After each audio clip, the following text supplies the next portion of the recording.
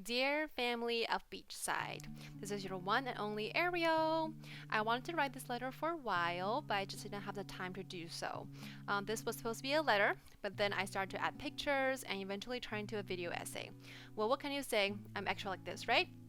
Oh, and by the way, I included RHA in this as well. With the amount of time RHA spent at Beachside hosting board meetings and events, I'm pretty sure they're a part of Beachside too.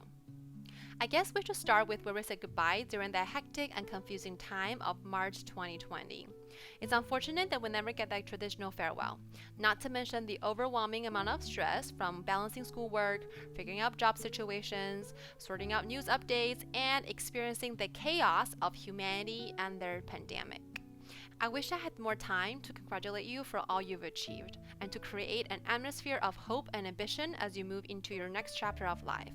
I want you to know how incredibly proud I am of you, because I really am. In case you didn't know, I ran a blog in China with a decent amount of following. People ask me what gives me energy all the time, and as cliche as it sounds, you do. You remind me to stay relevant to this world with all sorts of interesting slogans and lingos, and you inspire me with your abilities to always challenge yourself and to think larger than yourself. Sometimes you just can't teach people how to care about others, and for that, you should be proud of yourself for practicing empathy in your job as an RA, SA, or RHA, but most importantly, in your role as a person. After March, a lot has happened in the world, in Long Beach, and in my life too. I quit my job and decided to return to China for some family time. So as you're reading this, I'm missing you from across the world. Like many people, this pandemic just added another layer of critical thinking on the political, social, and economic implications of my identities. The violence in our society perpetuates all sorts of ism in our everyday life, and I really hope to make something out of my curiosity in psychology, my narrative as an immigrant, and my frustrations of wanting to be the change I want to see. So here's a really quick update in case you're confused with my sudden discussions on existential crisis. I quit. I turned away from a career path that I was certain about, that I got a master's in, and that I've been working on since 2015. Now, just to be clear, I like being an area coordinator and I enjoy being in the education sector, but I just realized that I love something else more. So in August, I left Long Beach after helping with the training process. In September, I came back to China. In October, I finished my quarantine and took my GRE. In November, I turned in my PhD applications in social psychology with an interest in biculturalism, intergroup relations, and biases.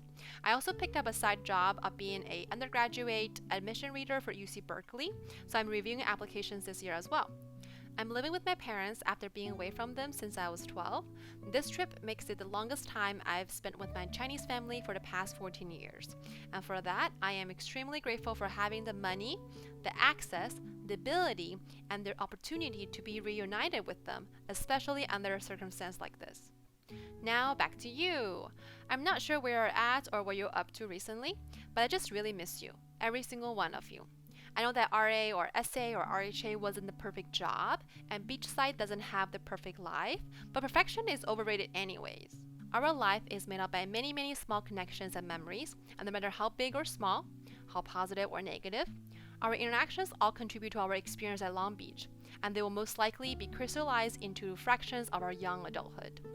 It wouldn't be dramatic to say that we have changed each other's life, but I think it's definitely suitable to say that we added values to each other's living moments.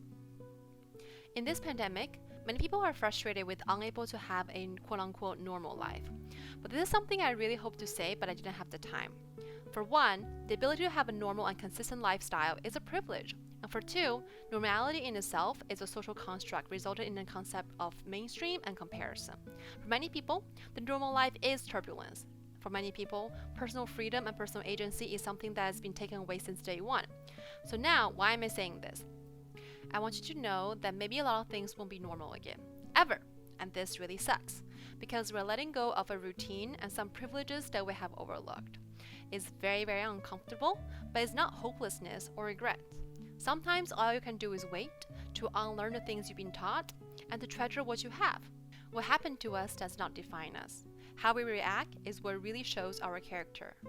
I also hope that you can value your community. Remember to be grateful of your support network and to really cherish your loved ones, your family, your chosen family, and people who work to uplift our community as a whole. I hope you can pay attention to news and events that impact your direct community and your surroundings.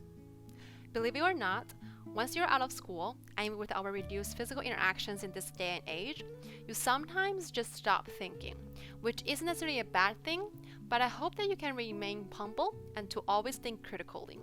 I just want you to continue to read news, to read books, to hear different perspectives, and to never stop learning. Lastly, remember that it's not realistic to always stay positive and be motivated, so sometimes we need to feel sad and express sadness. Please keep in touch. Beachside to me is a family, and family stays connected. By the way, while I'm in China, I don't have access to my US phone or GroupMe, so Instagram, Facebook, email is the way to go.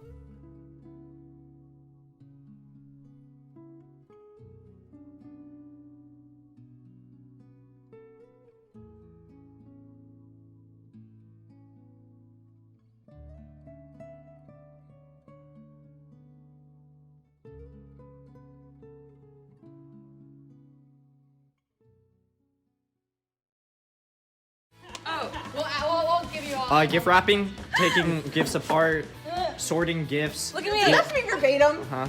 Unpacking. A bag. Unpacking a gift?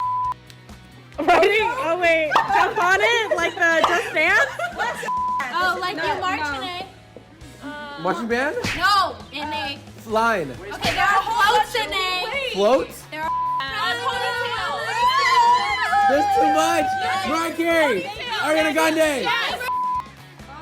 Is it wide fit? Let me work. Oh, wait, Ellie, no.